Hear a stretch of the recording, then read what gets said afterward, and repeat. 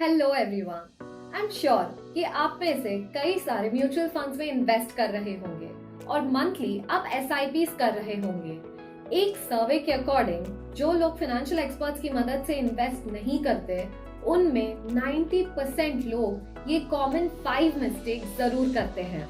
और ये सिर्फ ऐसी वैसी गलतियां नहीं, ये ऐसी गलतियां हैं जो आपके पोर्टफोलियो का एक काफी बड़ा हिस्सा खा सकती है। और तो और शायद आपको ये आइडिया भी नहीं होगा कि आपकी इन्वेस्टमेंट जर्नी क्या सही रास्ते पे है या नहीं। तो आइए शुरू करते हैं वीडियो को, जहां मैं आपको बताऊंगी इन कॉमन मिस्टेक्स के बारे में और आप कैसे इसको अवॉइड करके आपके इन्वेस्टमेंट जर्नी को एकदम स्मूथ और फ्रूटफुल बना सकते हैं। Mistake number 1, investing in mutual funds purely based on past performance. आपने ये डिस्क्लेमर तो सुना ही होगा ना कि past performance is not indicative of future returns. वैसे ही कई म्यूचुअल फंड्स ने पास्ट में काफी अच्छे रिटर्न्स जनरेट किए होंगे, बट इसका ये मतलब नहीं कि फ्यूचर में भी वो फॉर श्योर अच्छे से अच्छे रिटर्न्स जनरेट करेंगे।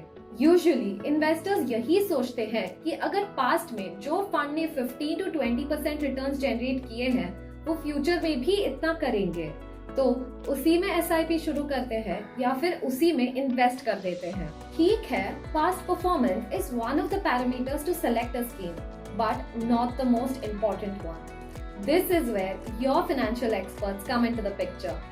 They will guide you very well on your investment journey and help you with a tailored solution based on your risk appetite and goals. और तो और सिर्फ यूं ही परफॉर्मेंस के बेसिस पे आपको फंड्स रेकमेंड नहीं करेंगे, आपको बस वही फंड्स के बारे में बताएंगे जो फंडामेंटली स्ट्रॉन्ग हो। You can also check out our in-house fund selection process to know in detail about our research and analysis of all the mutual fund schemes. Mistake number 2, not understanding your style of investing. हम जानते हैं कि आज के markets में जहां 2500 से भी ज्यादा फंड्स हो तो सही म्यूचुअल फंड स्कीम चुनना तो और भी मुश्किल हो गया है। लेकिन यहाँ सबसे जरूरी होता है कि आप अपने आप को समझें। पहले आपके रिक्वायरमेंट्स को समझें, यानी आपका इन्वेस्टमेंट होराइजन कितना है, रिस्क एपेटाइट कितनी है और आप किस एक्सटेंट तक इन्वेस्टमेंट्स को एक्सप्लोर करना चाहते हो। Let's take a few examples here. So मान लो आप एक नए इन्वेस्टर हैं with a low risk appetite and medium investment horizon. यहाँ पे आपके सूटेबिलिटी के हिसाब से डाइवर्सिफाइड म्यूचुअल फंड स्कीम्स जैसे flexi cap, multi cap, value fund etcetera और हाइब्रिड फंड ही प्रेफरेबल होंगे। यही मान लो कि आपका रिस्क एपेटाइट भी हाई है और आपका इन्वेस्टमेंट होराइजन भी लॉन्ग, तो यहाँ आपके लिए सूटेबल होंगे अग्रेसिव इक्विटी फंड्स जैसे लार्ज एंड मिड कैप या even small cap fund. Well, who can help you here? Your financial experts. How? वो आपसे सब इंफॉर्मेशन लेते हैं टू फर्स्ट अंडरस्टैंड कि आप किस टाइप के इन्वेस्टर हैं और आपके क्या गोल्स एंड ऑब्जेक्टिव्स हैं। इस प्रोसेस में वो आपके रिस्क एपेटाइट, इन्वेस्टिंग स्टाइल और टाइम होराइजन के बारे में भी जान जाते हैं। इसी के बेसिस पे आपके फाइनेंशियल एक्सपर्ट्स आपके लिए एक डिटेल्ड इन्वेस्टमेंट प्लान बनाते हैं जिसमें सिर्फ वो इन्वेस्टमेंट ऑप्शंस देते हैं जो आपके लिए सूटेबल हो। Mistake number 3, having a herd mentality.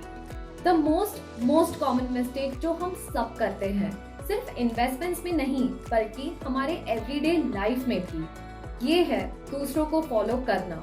यानी दूसरे ने जो डिसीजंस या चॉइसेस की है उसको ब्लाइंडली फॉलो करना।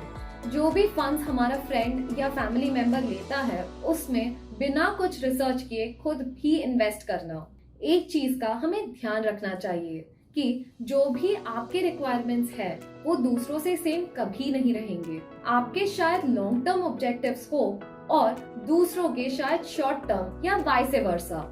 तो मान लो आपके फ्रेंड को लॉन्ग टर्म गोल अचीव करना है और उसका रिस्क एपेटाइट भी वेरी हाई है। So as per these requirements that friend is investing in a small cap fund, but in case you have a short term or a mid term goal with low to medium risk appetite, just blindly following your friend's investment decision can be disastrous for you. इसीलिए किसी को follow करना है तो बस आपके financial experts को, because they know what is right for your investment portfolio.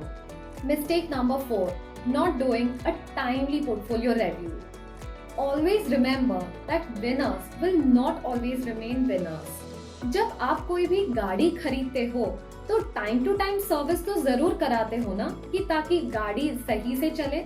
बिल्कुल इसी तरह आपके इन्वेस्टमेंट्स को जरूरत होती है पीरियोडिकल रिव्यू की, ताकि एक आपके इन्वेस्टमेंट्स आपके गोल्स और ऑब्जेक्टिव से अलाइन हो, और दूसरा ये चेक करने के लिए कि जिस स्कीम्स में आपने इन्वेस्ट किया है वो फंडामेंटली स्ट्रॉन्ग हो।